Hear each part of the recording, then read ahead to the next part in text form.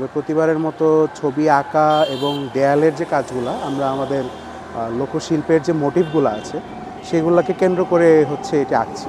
তো প্রতিবারের মতো এবার আমরা হচ্ছে চেষ্টা করেছি যে নতুন কিছু, যেমন শখের হাড়ি আমরা সাথে খুবই ওতপ্রোতভাবে জড়িত। মোটামুটি বলতে গেলে প্রতিটা শৌখিন মানুষের বাসায় এই শখের হাড়ি আমরা উপস্থিতি দেখতে পাই।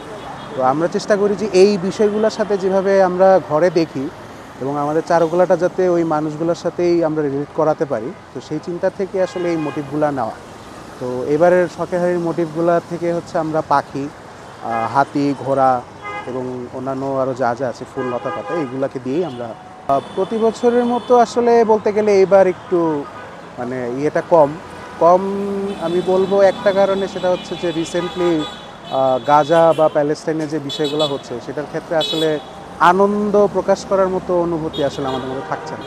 কিন্তু তাও যতটুকু যে আমার নিজের আত্মিক আমার আমার মূলের সাথে আমার যে সংযোগ, সেই জায়গা থেকে আসলে চিন্তা করতে গেলে যে একটা মানসিক শান্তি পাচ্ছি, কিন্তু আসলে আনন্দ উপভোগ করছি বলে বলবো না।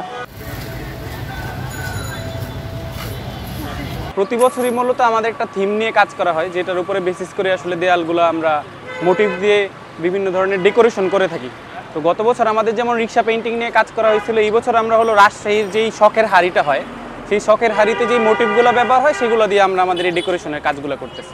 যেহেতু আমরা ফোক মোটিভ নিয়েই কাজ করতেছি, শখের হাড়িটা একটা ফোক মোটিভের ভিতরেই পড়ে, ওইখানে মূলত বেসিক কালারগুলো নিয়েই কাজ হয়, লাল, নীল, হলুদ, সবুজ, এই রঙগুলোর ভিতরেই সীমাবদ্ধ থাকে। তো আমরা সেই কালারগুলোকেই রিপিট করতেছি।